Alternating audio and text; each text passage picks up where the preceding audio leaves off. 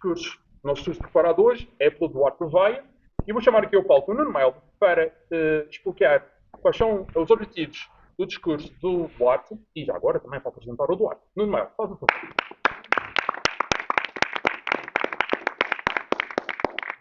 Ganharam de surpresa, o Duarte nos traz um discurso livre, que não está especificamente dentro do discurso Ágora, portanto, o objetivo é entreter-nos, ninguém seja demonstrado. Eu preparei uma avaliação do discurso dele e preparei relatórios da relatórios. Duarte, por favor.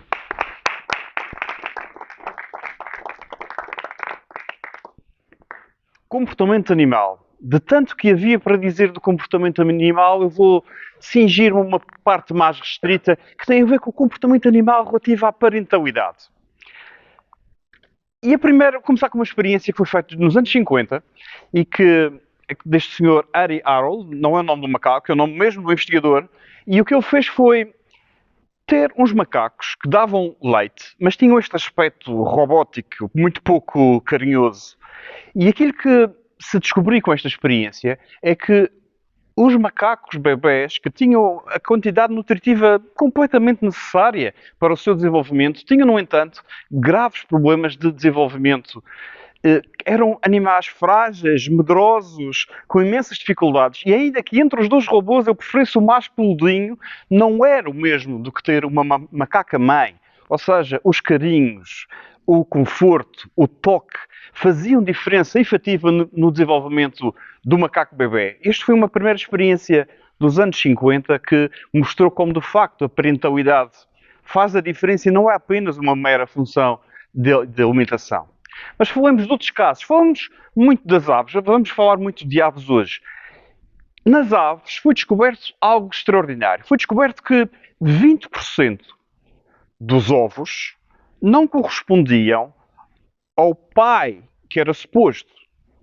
20% é uma porcentagem elevadíssima. Às vezes até dentro da mesma ninhada de ovos tem ovos de vários pais. Porque dentro do mesmo período de fecundidade houve vários parceiros. Pois existem aves que fizeram até o passo mais indiferente, que é, vamos assumir mesmo que isto é comunidade, e passaram a construir ninhos comunitários. Entre esses estão os pássaros de tecelões. E vejam o tamanho dos ninhos que eles criam. Mas são ninhos comunitários. Ou seja, vários casais acabam por utilizar o mesmo ninho para construir o espaço de crescimento, de nascimento e de crescimento das suas crias. E reparem que os pássaros até nem são assim tão grandes, mas fazem ninhos comunitários bastante grandes. No fundo é assim um T10, com muitas assoalhadas e grandes condições de habitabilidade. Outros exemplos de pássaros que partilham ninhos são os pinguins de penacho amarelo. Fazem ninhos comunitários também. Partilham o crescimento, o nascimento e o crescimento das crias, também num espaço bastante agreste. E o penacho amarelo é só para decorar, não é mais do que isso. Outros animais que também fazem, agora já não aves, mas também põem ovos, são os crocodilos americanos. Também fazem ninhos comunitários. Também partilham o crescimento das crias num projeto de desenvolvimento de uma pequena comunidade, da sua pequena comunidade. E, portanto, estes são os exemplos, não são os mais comuns, mas são exemplos em que o ninho passou a ser comunitário. Mas há também aves parasitas. A mais conhecida de todas é o cuco. O cuco, como vocês sabem, põe ovos em ninhos que não é o seu.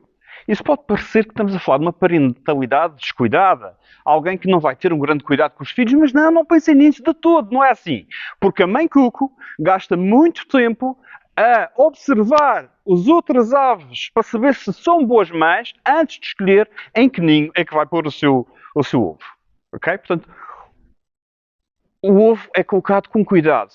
E reparem que temos aqui um bebê cuco, recém-nascido, praticamente maior do que a mãe que está a ter que alimentar aquele passarão, mas tenhamos atenção que estes bebê cucos são praticamente umas fadas do lar.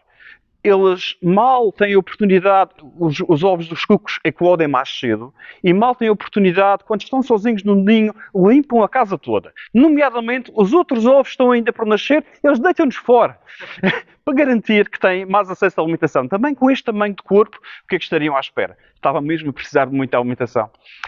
Outros animais que também são parasitas, no sentido em que utilizam ninhos de outros, são os virabostas. Têm este nome porque se alimentam de insetos que vivem nas bostas, tipicamente de animais de grande porte, vacas ou cavalos, e portanto tiveram este nome muito pouco simpático, mas também este, reparem que claramente aquilo não parece ser da mesma espécie, não é? É um virabosta a ser alimentado por uma ave que foi enganada tendo o ovo colocado no seu ninho.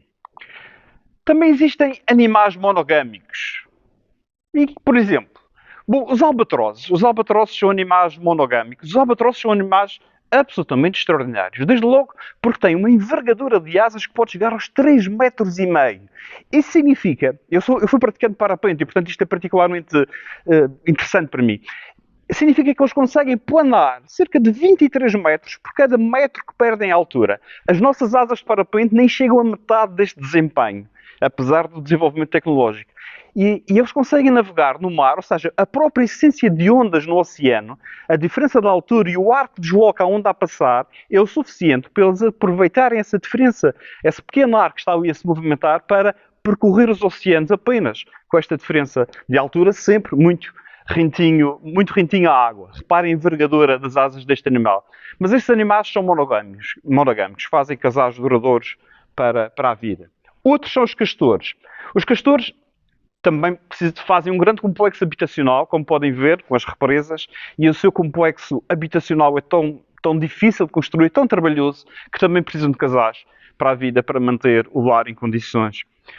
Ora, também os cisnes mudos, talvez ser mudo seja uma condição para ter uma relação ao longo de toda a vida, talvez, mas os cisnes mudos também fazem relações duradouras, tal como os cisnes trompeteiros, e têm trombeteiros, e têm este nome porque quando estão em acasalamento fazem um som que parece com o trompete. E eu tenho 2 filhas que já estiveram a estudar trompete e acreditem, não é um som agradável.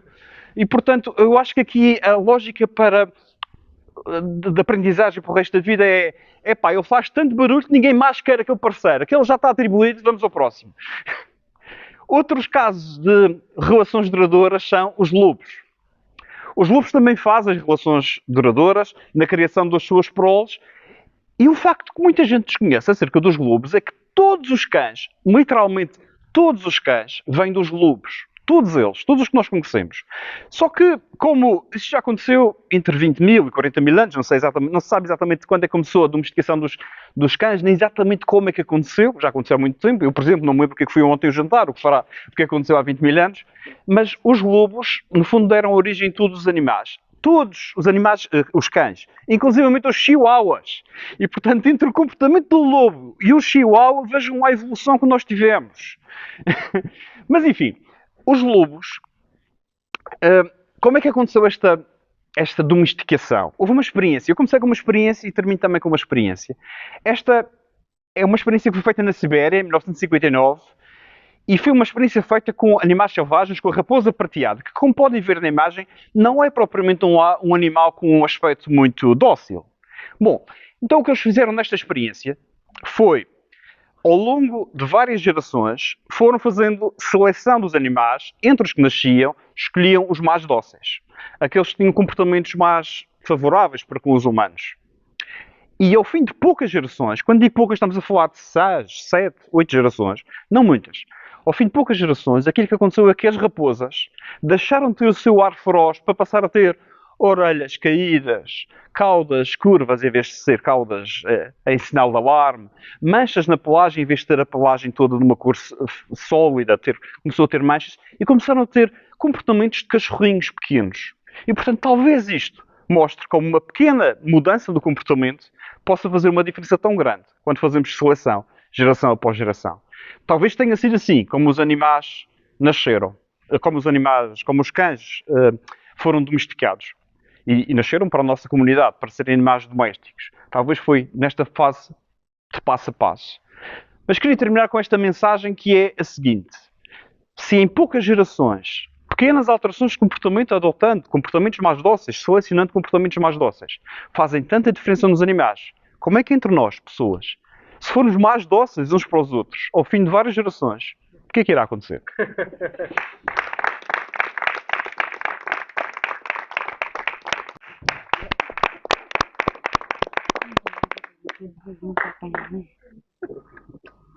O Eduardo trouxe-nos um tema que me deixava intrigado antes de começar a ouvir o discurso, que estava curioso para onde é que ele iria levar o comportamento animal que mostrou.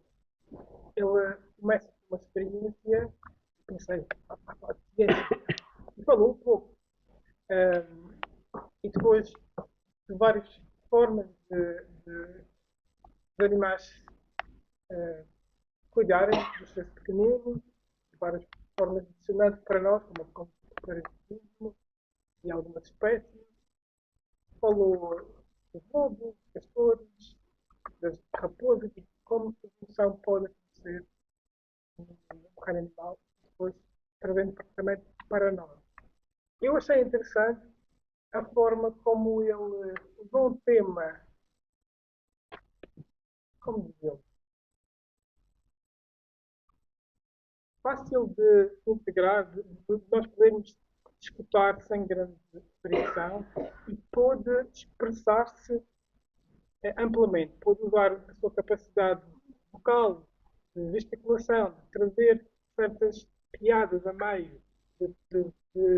Eu notei até que ao longo do teu discurso tu começaste com uma vivacidade, depois um tom que me acalmou e no final elevou a energia.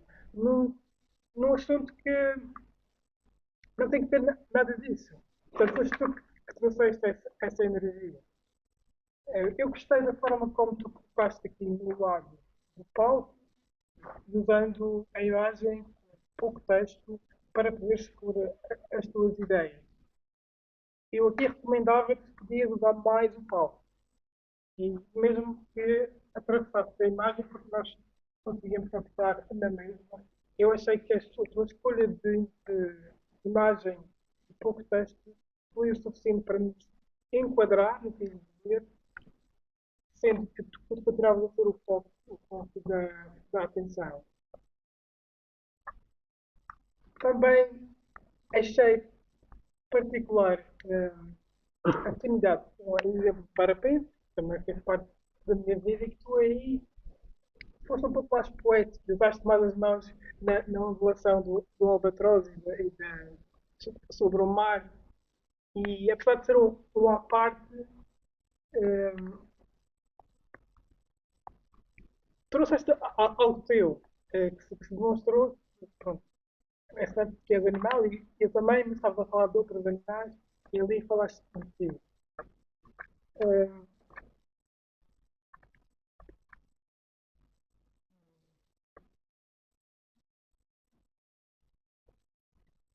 Eu não entendi bem porque é que te apoiaste numa experiência no início, uma experiência no fim e uma descrição de vários comportamentos, mas no entanto acabou por ser um início, uma conclusão que se uniram. E o facto de no final falar de nós humanos, o que é que poderá acontecer, trazer todo esse comportamento para o contexto de nós. Eu já te conheço, é difícil de me apresentar uma exibição de frustramento, de frustração do que fazes. Nós esperávamos menos de ti, mas parabéns.